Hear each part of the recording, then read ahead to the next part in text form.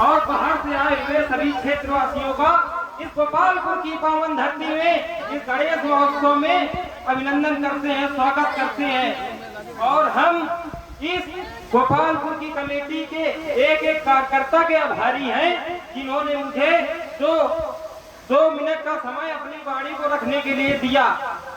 और यह गोपालपुर की धरती मैं बहुत ही गौरवान्वित महसूस करता हूँ जब मुझे कहीं पर गोपालपुर का नाम सुनाई देता है, क्योंकि यह गोपालपुर की धरती कोई साधारण धरती नहीं है। ये अर्पण की धरती है, तर्पण की धरती है, त्याग और समर्पण की धरती है। और यह ऋषियों की धरती है, मुनियों की धरती है और विद्वानों की धरती है। और यह जवानों की धरती है और किसानों की धरती है। और अपने गोपालपुर में लगभग 70 वर्षों से यज्ञ हो रही है। और मुझे बालकपन में किसी संत ने बताया था कि बेटा, अगर किसी गांव या किसी स्थल में 50 वर्ष यज्ञ होती है तो वह गांव, वह स्थल अर्ध तीर्थ बन जाता है।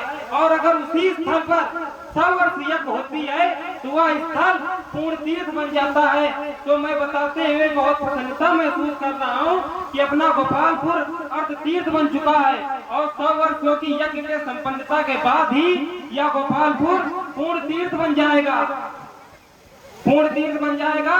और मैं प्रयागराज की पावन धरती में रहता हूँ, जिसे तीर्थराज प्रयाग भी कहा जाता है। लेकिन मुझे प्रयागराज वासियों का उत्साह और वहाँ के लोगों का समर्पण और कार्यक्रमों के प्रति जागरूकता प्रयागराज के पावन अवसरों, कुंभ और महाकुंभ के मेलों पर ही दिखाई देती है।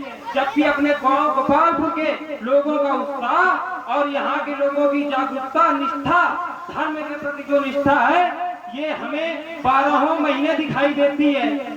क्योंकि यहाँ पर हर दूसरे या तीसरे महीने कोई न कोई कार्यक्रम हमारे गांव के युवा और हमारे गांव के सभी बुजुर्ग, चाहे जो हम सभी बहुत ही धूमधाम और बहुत ही हर्ष के साथ और आपसी मेल जोल के साथ मनाते हैं, जो कि क्षेत्रवासियों के लिए बहुत ही मिसाल बनता है। वो जाके अपने गांव में ये कहते हैं जाके कि हम आज वो गांव गोपालपुर का अनुशासन देख कर आए हैं कि वहाँ पर कार्यक्रम कितनी अनुशासन और शालीनता से संपन्न हुआ।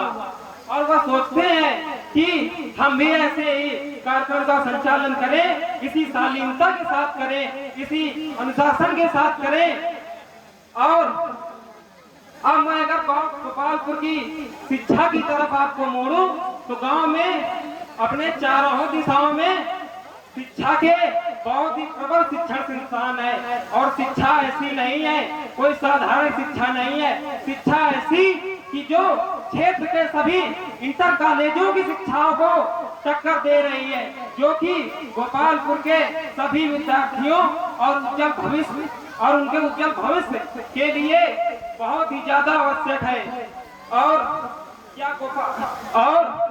यह गोपालपुर की धरती है, यहाँ पर सभी जाति, सभी धर्म के लोग आपसी मेलजोल और भाईचारे और एकता बनाकर रहते हैं, जो कि किसी गांव की संपन्नता और प्रभुता के लिए बहुत ही ज्यादा जरूरी है।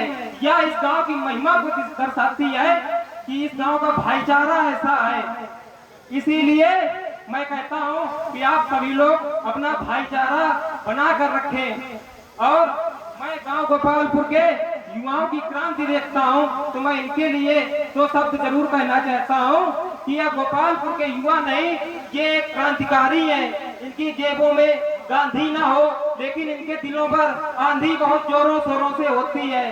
क्योंकि मैं इनकी कार्यशैली देखता हूँ, इनका अनुशासन देखता हूँ और बहुत खुले शब्दों में कह सकता हूँ कि अगर ये युवा ना हो तो गांव के अंदर कोई कार्यक्रम इतनी अनुशासन और इतनी प्रबंध समिति के साथ संपन्न न हो सके। और मैं बस इसी के साथ ज्यादा वक्त न लेते हुए आप सभी से कहना चाहता हूँ कि आप सभी भी आओ अपने घरों से निकलकर और इस महोत्सव को सफल बनाओ। क्योंकि यह महोत्सव हम सभी को नई सीख, नए विचार, नई प्रेरणा, नई उमंग प्रदान करता है। और मुझे पूरी उम्मीद है कि यह कार्यक्रम हम सभी के लिए ज्ञानवर्धक और प्रेरणादायक साबित होगा। बस इसी के साथ मैं गणेश जी का चरण वंदन करते हुए अपनी वाणी को विराम देता हूँ। धन्यवाद। बहुत बहुत धन्यवाद। ये है हमारे